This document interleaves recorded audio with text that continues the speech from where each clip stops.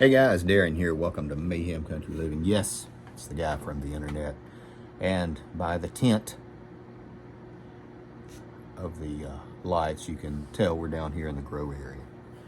I wanted to show you, these are the tomato plants that I had put in here 5 days ago. They looked kind of rough.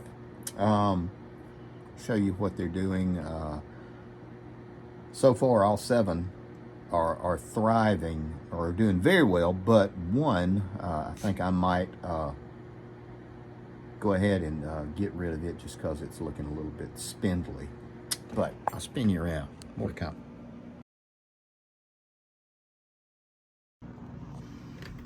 How about that one? That one's doing great.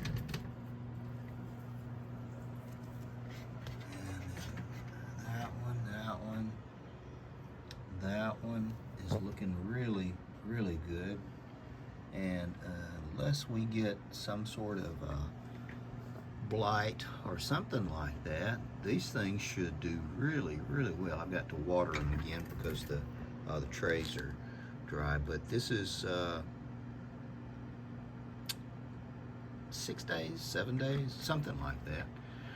And they are all doing really well. Now the downside is they are inside, although we have 2 of those big Barina lights cranking, and they're loving it.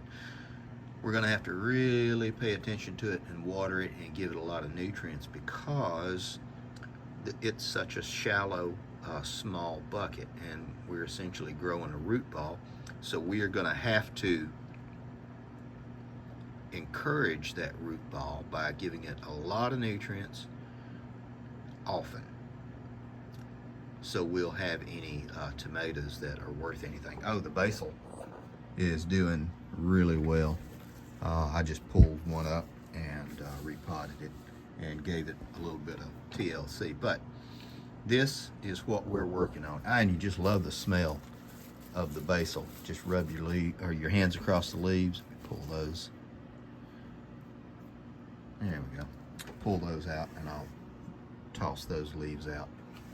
You can see it's almost ready to produce its floret, its flowers. And when it does that, I'm going to pinch the tip off. It's going to let it bush out and grow. Yes, just like you do marijuana. But this is going really well. One of the things that I did this one, and I filled it up most of the way with dirt, and I thought, I shouldn't have done that, because as these things grow, just like with potato plants, since I've got them in a container, I'm going to fill the pot all the way up and just giving it more of a root system to develop.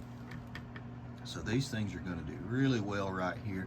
Again, I'm thinking about tossing out that one at the very back, because I have found 13 more that are outside. So we're going to bring in some more. My wife said, why don't you just bring them all in? And I was like, well, I wasn't planning on just doing dirt farming in the basement all winter, but I really want to get back to the hydroponics. But I've got these volunteers, and you can see I'm going to start getting blossoms in 2 weeks from these. And then from there, we're going to get tomatoes. Now, kicking the butt, we're down here in the basement. There are no pests, okay?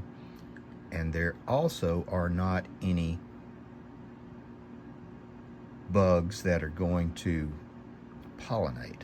So we're going to have to do pollination ourselves, which is no big deal. I could, there might be a stray fly or two that gets down here and does that. But we're just going to pollinate them with a little bitty paintbrush when that time comes, and that will not be any sort of problem. I've done it before, and I think you've watched me do it before as well. Looks like we're getting some spider mites on here. There we go. So I'll spray them with a little bit of peppermint oil, and all natural, and it's just peppermint essential oil and water, and that will kill all those guys off. Maybe a little bit of neem oil, but we're going to try to do No pesticides in here, especially since we're in the basement. Anyway, I got to get to digging. I may post some pictures of the other ones I pull up and transplant. Thanks for watching, guys. You can have fresh vegetables all year long. You just got to plant it. Take care of you people.